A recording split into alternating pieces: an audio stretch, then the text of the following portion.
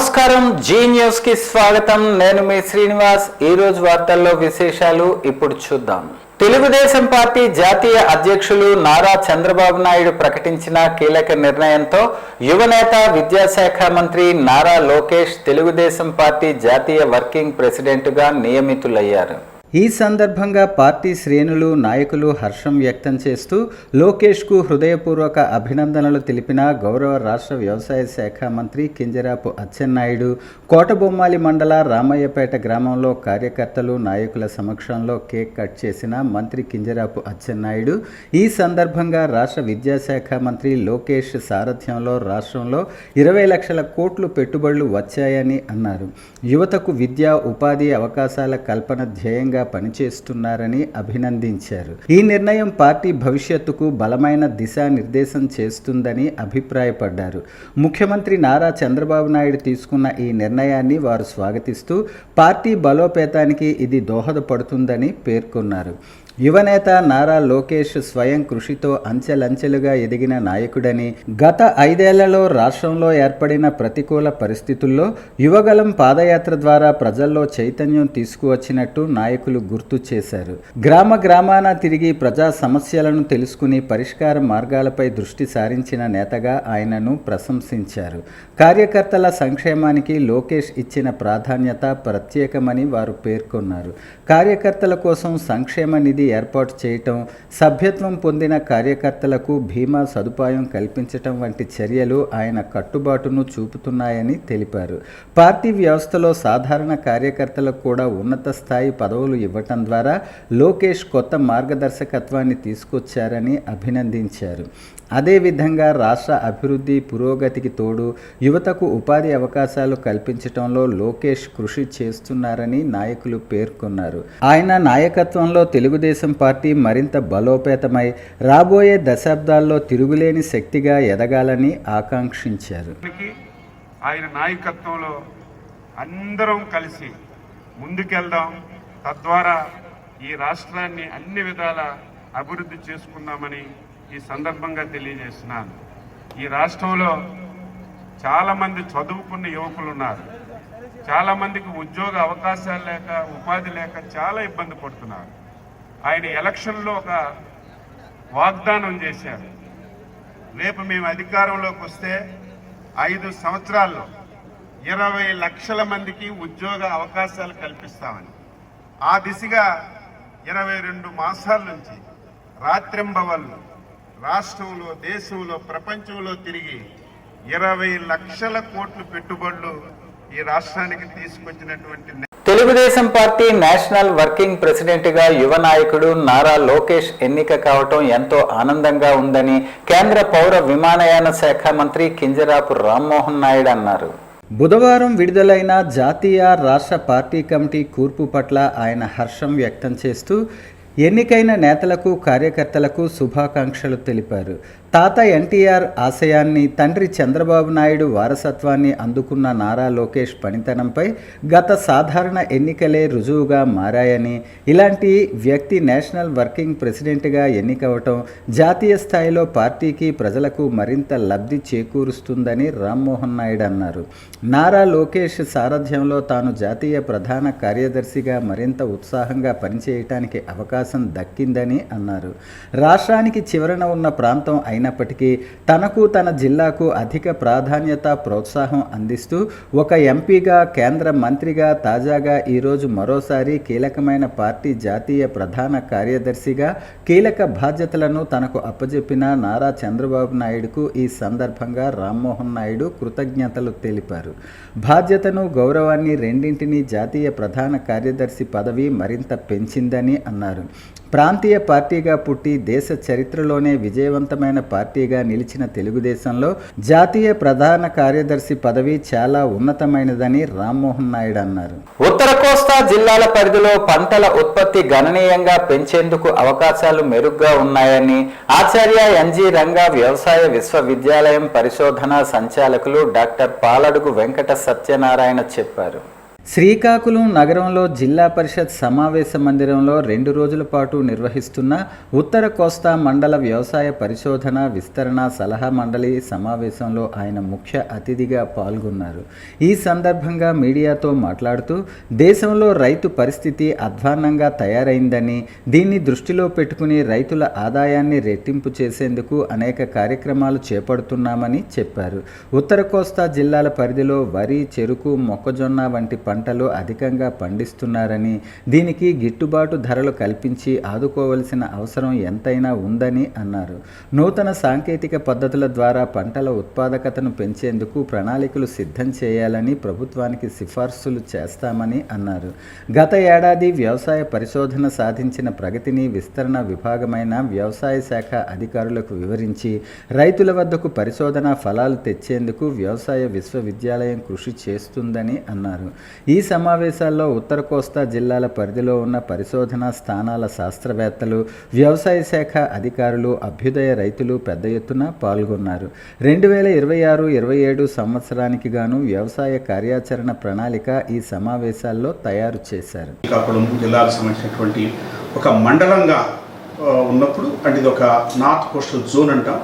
ఈ north coastal జోన్లో మనకి గత సంవత్సరం జరిగినటువంటి పరిశోధనలు, వాటి ఫలితాలు, వివిధ పరిశోధన స్థానాల నుంచి ఏమేమి జరిగినాయి, అలాగే ఆ పరిశోధన ఫలితాలని విస్తరణగా తీసుకుని అటు వ్యవసాయ శాఖ ద్వారా కానీ లేదా ఆచరణంగా వ్యవసాయ విస్తరణలో ఎటువంటి విస్తరణ కార్యక్రమాలు చేసి రైతులకి టెక్నాలజీని ఏ విధంగా మనం వాళ్ళకి చేరవేశాము అన్న అంశం మీద మనం సమావేశమవుతూ, దీంతో పాటుగా రానున్న కాలానికి మనం ఏ పరిశోధనలు చేయాలి, ఏ అంశాలు ఉన్నాయి, మనకంటే సమస్యలు ఏమున్నాయి, అటు మనకి ప్రొడక్షన్ కన్స్ట్రెయింట్స్ అంటాము, అలాగే లేబర్ సమస్యలు ఉంటాయి, అలాగే పండిన ఉత్పత్తుల్ని ఏ విధంగా విలువాధారితం చేసుకోవాలి, అనేక సమస్యలతో పాటు నేల దీర్ఘకాలిక పరిరక్షణ కూడా చేసుకుంటూ, అలాగే పంటల సరలో మార్పులు ఏమి తీసుకురావాలి, అలాగే మన క్రాపింగ్ ఇంటెన్సిటీ ఎక్కువ ఏ విధంగా పెంచాలి, అంటే 2 నుంచి 3 పంటలు మనం పెంచడానికి అవకాశాలు ఎక్కడున్నాయి, అలాగే రానున్న వంశధార ప్రాజెక్ట్స్ ఎన్ని కంప్లీట్ అయితే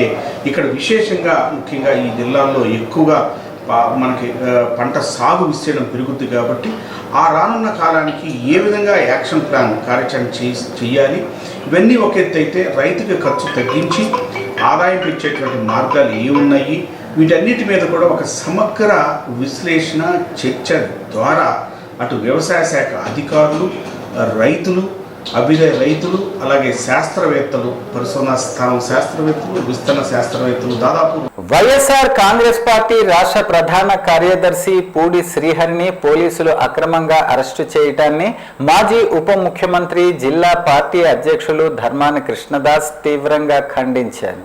ఈ అరెస్టు పక్కా రాజకీయ కక్ష సాధింపు చర్య అని ఆయన మండిపడ్డారు. ఒక జర్నలిస్టుగా కెరీర్ ప్రారంభించి సామాజిక అంశాలపై అవగాహన ఉన్న పూడి శ్రీహరిని ఏదో పెద్ద నేరం చేసినట్లుగా కనీసం ముందస్తు సమాచారం లేకుండా నక్సలైట్ల తరహాలో ఎత్తుకుపోవటం దారుణమని కృష్ణదాస్ విమర్శించారు. ప్రజాస్వామ్య దేశంలో ప్రశ్నించే గొంతుకులను నొక్కేయటం చంద్రబాబు ప్రభుత్వానికి అలవాటుగా మారింది. శ్రీహరి ఏమైనా హత్యలు చేశారా, లేక భారీ స్కాములకు పాల్పడ్డారా? కేవలం సోషల్ మీడియా పోస్టులను సాకుగా చూపి ఇలా అర్ధరాత్రి అరెస్టులు చేయటం ఏ చట్టంలో ఉందని ఆయన ప్రశ్నించారు. సుప్రీంకోర్టు నిబంధనల ప్రకారం 7 ఏళ్లలోపు శిక్ష పడే కేసుల్లో 41A నోటీసు ఇచ్చి విచారణ జరపాలని, కానీ పోలీసులు ఆ నిబంధనలను తుంగలో తొక్కి అధికార పార్టీకి తొత్తులుగా వ్యవహరిస్తున్నారని ధ్వజమెత్తారు. పోలీసు వ్యవస్థను రాజకీయ ప్రయోజనాల కోసం వాడుకోవటం పతనావస్థకు నిదర్శనమని ఆవేదన వ్యక్తం చేశారు. గతంలో వైఎస్ జగన్మోహన్ రెడ్డి సీఎంగా ఉన్నప్పుడు ప్రత్యర్థి పార్టీలు ఎంతటి నీచమైన పోస్టులు పెట్టినా ఇలాంటి అరాచక చర్యలకు పాల్పడలేదని గుర్తు చేశారు. అధికారం శాశ్వతం కాదు. చంద్రబాబు, లోకేష్లు తమ తప్పులను ప్రశ్నిస్తున్న వారిపై తప్పుడు కేసులు పెట్టి జైలుకు పంపాలని చూడటం అవివేకమని కృష్ణదాస్ విమర్శించారు. 2 శతాబ్దాల చరిత్ర కలిగిన ఇలిసిపురం భద్రమహంకాళి ఆలయం ఉత్తరాంధ్ర జిల్లాలో ప్రసిద్ధ ఆలయం. ఎంతో మంది కోరికలు తీర్చే కల్పవల్లిగా గ్రామదేవత విరాజిల్లుతోంది. శ్రీకాకుళం నగరంలోని ఇలిసిపురం గ్రామదేవతగా కొలుస్తున్న శ్రీ భద్ర మహంకాళి అమ్మవారి పండగలో భాగంగా గురువారం మరిడమ్మ తల్లి ఉత్సవాన్ని ఉత్సవ కమిటీ ఆధ్వర్యంలో ఘనంగా నిర్వహించారు. భద్రమహంకాళి అమ్మవారు పునర్నిర్మాణ తర్వాత 11 ఏళ్ల ఇలిసిపురం గ్రామదేవత పండగలను నిర్వహించటం గ్రామంలో ప్రజలు ఆనందాన్ని వ్యక్తం చేశారు. ఈరోజు జరిగే మరిడమ్మ తల్లి పండగ ఊరిటి బుట్టతో సాంప్రదాయకంగా అమ్మవారి గుడి దగ్గర ప్రారంభమై తిరువీధి ఉత్సవాన్ని ఏర్పాటు చేశారు. ఇందులో భాగంగా అమ్మవారు తీపి అట్టు బెల్లంతో చేసిన పరవాన్నం ముర్రాట గ్రామ ప్రజలు అమ్మవారికి అందించి ఘనంగా మరిడమ్మ పండుగను నిర్వహించుకున్నారు. ఈ సందర్భంగా కమిటీ సభ్యులు మాట్లాడుతూ ప్రాచీన కాలం నుంచి గ్రామదేవత కొలువై ఉందని అన్నారు. గ్రామ ప్రజల శాంతిని కోరే తల్లి 11 ఏళ్ల గ్రామదేవత ఉత్సవం అంగరంగ వైభవంగా నిర్వహిస్తున్నారు. ఈ నెల రోజులు జరిగే ఉత్సవాలు ఘనంగా జరుగుతాయని పేర్కొన్నారు. ఈ నెల 23వ తేదీన గురువారం మధ్యాహ్నం 3 గంటలకు శ్రీ దుర్గమ్మ తల్లి అనుపు పండుగ, ఈ నెల 26వ తేదీన ఆదివారం రాత్రి 12 గంటలకు పనస చాటుట, 27వ తేదీ సోమవారం రాత్రి 12 గంటలకు శ్రీ భద్ర మహంకాళి అమ్మవారి పండగ ప్రారంభం అవుతుందన్నారు. రాష్ట్రంలో అర్హత కలిగిన ప్రతి పేద కుటుంబానికి సొంతిల్లు కల్పించాలన్నదే కూటమి ప్రభుత్వ ప్రధాన ఆశయమని 2029 నాటికి లక్ష్య సాధన దిశగా కృషి చేస్తున్నట్లు రాష్ట్ర వ్యవసాయ శాఖ మంత్రి కింజరాపు అచ్చెన్నాయుడు అన్నారు. నిమ్మాడ క్యాంపు కార్యాలయంలో రెవెన్యూ అధికారులతో పేదలకు ఇళ్ల పట్టాలు పంపిణీపై సమీక్షా సమావేశాన్ని నిర్వహించారు. ఈ సందర్భంగా ఆయన మాట్లాడుతూ ప్రభుత్వ లక్ష్యాల సాధనకు అనుగుణంగా అధికారులు పనిచేయాలని సూచించారు. కోటబొమ్మాలి మండలం భవానీపురం గ్రామానికి చెందిన పేద లబ్ధిదారులకు ఆయన చేతుల మీదుగా ఇళ్ల పట్టాలు పంపిణీ చేశారు. ఈ సందర్భంగా మంత్రి మాట్లాడుతూ పేదల జీవితాల్లో స్థిరత్వం తీసుకురావటంలో గృహ నిర్మాణం కీలకమని పేర్కొన్నారు. ప్రతి పేదవాడికి సొంతిల్లు ఉండాలనే లక్ష్యంతో ప్రభుత్వం ప్రణాళికాబద్ధంగా ముందుకు సాగుతోందని తెలిపారు. గత ప్రభుత్వం లబ్ధిదారులకు చెల్లించాల్సిన సుమారు 900 కోట్ల బకాయిలను పెండింగ్లో ఉంచడం ద్వారా గృహ నిర్మాణ రంగాన్ని పూర్తిగా దెబ్బతీశారని ఆరోపించారు.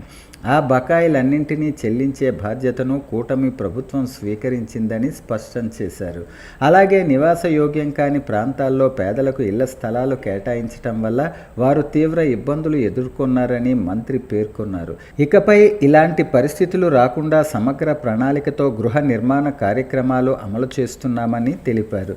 ఇది పేదల ప్రభుత్వమని స్పష్టం చేసిన మంత్రి పేదలకు న్యాయం చేయటం, వారి జీవన ప్రమాణాలు మెరుగుపరచడం ప్రభుత్వ ముఖ్య బాధ్యతగా భావిస్తున్నామని అన్నారు. సమాజ సేవలో అందరం భాగం కావాలని సామాజిక సేవకులు లయన్స్ క్లబ్ శ్రీకాకుళం సెంట్రల్ ఉపాధ్యక్షులు ఉర్లాం శివతేజ పట్నాయక్ పిలుపునిచ్చారు. శ్రీకాకుళం నగరం స్థానిక మండల వీధికి చెందిన ఎం శ్రీనివాసరావు కుటుంబానికి విజయనగరానికి చెందిన మాతృభూమి సేవా సంఘం కార్యదర్శి ఐ గోపాల్ బృందం నిత్యావసర సరుకులను గురువారం అందించారు. ఈ సందర్భంగా గోపాల్ మాట్లాడుతూ శ్రీనివాసరావు గత కొంతకాలంగా లివర్ సంబంధిత సంక్రమణతో పాటు పక్షవాతంతో బాధపడుతూ ఇంటికే పరిమితమయ్యారని, ఈ విషయాన్ని ఉర్లాం శివతేజ పట్నాయక్ ద్వారా తెలుసుకున్నామని, 10 మందికి సహాయపడాలనే ముఖ్య ఉద్దేశ్యంతో ముందుకు వెళ్తున్న శివతేజ తమ్మిడు ఉమాశంకర్ బృందానికి ప్రత్యేక ధన్యవాదాలన్నారు. అనంతరం శ్రీనివాస్ కుటుంబానికి భరోసాను కల్పిస్తామని, వైద్య వివరాలను వైద్యులను అడిగి తెలుసుకున్నామని తెలిపారు. ఇందులో భాగంగా ఉర్లాం శివతేజ మాట్లాడుతూ అడిగిన వెంటనే సహాయం చేసిన మాతృభూమి సేవా సంఘం ఐ గోపాల్కు కృతజ్ఞతలని, ఈరోజు విజయనగరం నుంచి శ్రీకాకుళం వచ్చి సేవ చేశారని, ఎవరికి కష్టం వచ్చినా అక్కడ వీలైనంత వరకు పూర్తి సహాయ సహకారాలు అందిస్తామని, పేద విద్యార్థులకు విద్య, వైద్య, అనాథలకు అంత్యక్రియలు, అన్న వస్త్ర దానాలతో ముందుకు వెళ్తానన్నారు. నిన్న విడుదల చేసిన ఆంధ్రప్రదేశ్ ఇంటర్మీడియట్ ఫలితాలలో కాకినాడ శ్రీ ఆదిత్య జూనియర్ కాలేజ్ రికార్డుల ప్రభంజనం సృష్టించింది. ఇంటర్మీడియట్ ప్రథమ సంవత్సరం చదువుతున్న ఎంపీసీ విద్యార్థి మీసాల లహరి 470 మార్కులకు గాను 466 మార్కులతో జిల్లాలో ప్రథమ స్థానంలో నిలిచింది. కాకినాడ ఆదిత్య కాలేజ్ 460కి పైగా 21 మంది విద్యార్థులు సాధించగా 450కి పైగా 48 మంది సాధించారు. బైపీసీలో గురువు కీర్తిక 455కు గాను 439 మార్కులు సాధించి బైపీసీలో 435కు పైగా 8 మంది విద్యార్థులు సాధించారు. సెకండ్ ఇయర్ ఎంపీసీ బైపీసీల్లో 1000 మార్కులకు గాను వకాడ గాయత్రి లక్ష్మి 984, వడ్డీ రుచిత 982 ఉత్తమ ఫలితాలు సాధించారు. ఉత్తమ ఫలితాలు సాధించిన విద్యార్థులకు ఆదిత్య విద్యా సంస్థల సెక్రటరీ ఎన్కే దీపక్ రెడ్డి అభినందనలు తెలిపారు. ఉత్తమ ఫలితాలు సాధించిన విద్యార్థులు మరియు బోధించిన అధ్యాపకులు మరియు తల్లిదండ్రులు కళాశాల CEO P Ramarao, director BS Chakravarthi మరియు కళాశాల ప్రిన్సిపల్ ఎం ఢిల్లీశ్వరరావు అభినందించారు. ఈ సందర్భంగా వారు మాట్లాడుతూ విద్యార్థుల గెలుపులో కాకినాడ ఆదిత్య కాలేజీ వెన్నుదన్నుగా ఉంటుందన్నారు. కాకినాడ ఆదిత్య కాలేజ్ విద్యార్థుల 100% ఉత్తీర్ణత సాధించడం ఎంతో ఆనందదాయకం అన్నారు. ఈ కార్యక్రమంలో వైస్ ప్రిన్సిపల్ పి అసిరినాయుడు మరియు కళాశాల సిబ్బంది పాల్గొన్నారు. దేశాభివృద్ధిలో జనగణన కీలక పాత్ర పోషిస్తుందని, దీన్ని గ్రహించి ప్రతి ఒక్కరూ జనగణనకు సహకరించాలని శ్రీకాకుళం డిప్యూటీ తహసీల్దార్ ఎస్ చక్రవర్తి పిలుపునిచ్చారు. జనాభా లెక్కల సేకరణలో భాగంగా ఈసారి ప్రజలు తమ వివరాలను స్వయంగా ఆన్లైన్లో సెల్ఫ్ ఎన్యూమరేషన్ నమోదు చేసుకునే సువర్ణ అవకాశం కల్పించారని, ఈ రోజు నుంచి ఏప్రిల్ 30 వరకు స్వీయ గణన నమోదుకు గడువు విధించారని చెప్పారు. ప్రతి ఒక్కరూ వారి వారి ఇళ్ల నుంచి స్వీయ గణన చేసుకోవచ్చు అన్నారు. 16 ఏప్రిల్ 2026 నుంచి మీరు ఆన్లైన్లో అధికారిక పోర్టల్ లింకును క్లిక్ చేసి మీ కుటుంబ వివరాలను సులభంగా మరియు సురక్షితంగా నమోదు చేయండి. ప్రకారం మా డిస్ట్రిక్ట్ కలెక్టర్ గారు ఇచ్చిన డే బై డే ఇన్స్ట్రక్షన్ ప్రకారం మేము ఇప్పుడు సెన్సస్ యాక్టివిటీస్ అని స్టార్ట్ చేసామండి.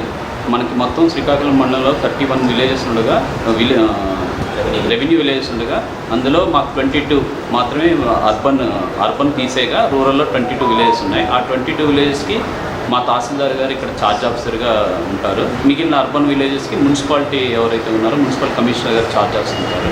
సో మా 22 విలేజెస్ వచ్చేసరికి మేము హెచ్ఎల్బీస్ని 108 హెచ్ఎల్బీస్గా మేము డివైడ్ చేయడం జరిగింది. సో 108 హెచ్ఎల్బీ సంబంధించి ఇంక్లూడింగ్ రిజర్వ్తో కలిపి మేము 130 ఎన్యూమరేటర్స్ని 20 మంది సూపర్వైజర్స్ని కలిపి మేము ఇప్పుడు అపాయింట్ చేయడం జరిగింది.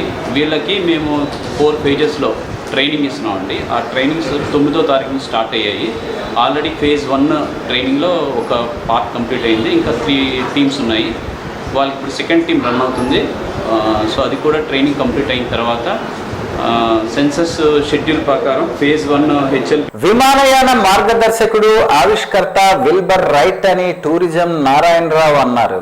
రైట్ సోదరులలో ఒకరైన విల్బన్ రైట్ జన్మదిన వేడుకలను స్థానిక GT road air travellers association Srikakulam ఆధ్వర్యంలో గురువారం ఘనంగా నిర్వహించారు. ముఖ్య అతిథిగా పాల్గొని విల్బన్ రైట్ చిత్రపటానికి పూలమాలలు వేసి అంజలి ఘటించి రైట్ సోదరుల జీవిత విశేషాలపై ప్రసంగించారు. అనంతరం ఎయిర్ ట్రావెలర్స్ అసోసియేషన్ శ్రీకాకుళం అధ్యక్షులు లయన్ నటుకుల మోహన్, లయన్ బాడాన దేవభూషణ్ మాట్లాడుతూ విల్బర్ రైట్ తన సోదరుడు ఓర్విల్లే రైట్తో కలిసి 1903 డిసెంబర్ 17న ప్రపంచంలోనే మొదటి విజయవంతమైన శక్తితో నడిచే విమానాన్ని నిర్మించి ఎగరేశారని, వీరు సైకిల్ మెకానిక్లుగా జీవితాన్ని ప్రారంభించి విమానయాన చరిత్రను మార్చారని గుర్తు చేశారు. ఈరోజు మనమంతా గగన విహంగంలో ప్రయాణిస్తున్నామంటే దాని మూలకారకులు రైట్ సోదరులన్నారు. విల్బర్, ఓర్విల్లే ఇద్దరూ జీవితాంతం బ్రహ్మచారులుగా ఉండి విమాన పరిశోధనలకే తమ జీవితాన్ని అంకితం చేశారని, తమ సొంత సైకిల్ షాప్లో విమానం విడిభాగాలను తయారు చేసి విజయవంతమైన విమానాన్ని రూపొందించారన్నారు. వ్యవస్థపై వీరు చేసిన పరిశోధనలే విమానయాన రంగంలో విప్లవాత్మక మార్పులు తెచ్చాయని, కేంద్ర మంత్రి కింజరాపు రామ్మోహన్ నాయుడు చొరవతో భోగాపురం విమానాశ్రయం సిద్ధమైందని, అందుకు ప్రత్యేక ధన్యవాదాలన్నారు. అనంతరం ముఖ్య అతిథులకు దుశ్శాలువలతో ఘనంగా సత్కరించారు. 159 సంవత్సరాలు విల్బర్ రైట్ విమానం ఏదైతే కనుగొన్నాడో అలాంటి వ్యక్తి ఆయన పుట్టినరోజు ఈరోజు జరుపుకోవడం చాలా ఆనందదాయకం. ప్రతి ఒక్కరూ మన భవిష్యత్తులో కానివ్వండి విమానయాన రంగానికి అనేక మంచి రోజులు వస్తున్నాయి. మన దగ్గరలో ఉన్న భోగాపురం ఎయిర్పోర్ట్ కూడా మనకు కూడా తొందరగా వస్తుంది. దాన్ని కూడా మనందరం అభినందన తెలుపుకుంటూ మన కేంద్ర మంత్రి రామ్మోహన్ నాయుడు గారికి మనందరం హృదయపూర్వక అభినందన తెలుపుకుంటున్నాం.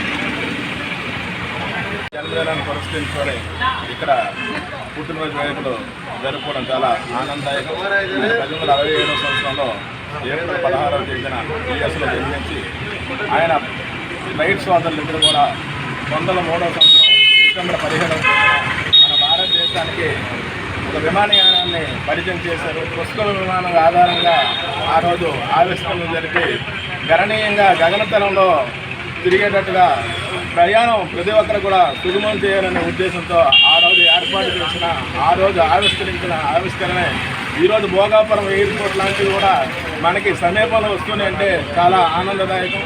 దీనికి ముఖ్యంగా మన కేంద్ర మంత్రివర్యులు శ్రీ కింజరాపు రామ్మోహన్ నాయుడు గారికి మనం ఎంతగా ఆయన కృషి. వార్తలు సమాప్తం. మళ్ళీ తర్వాత బులెటిన్ లో కలుసుకుందాం. నమస్కారం.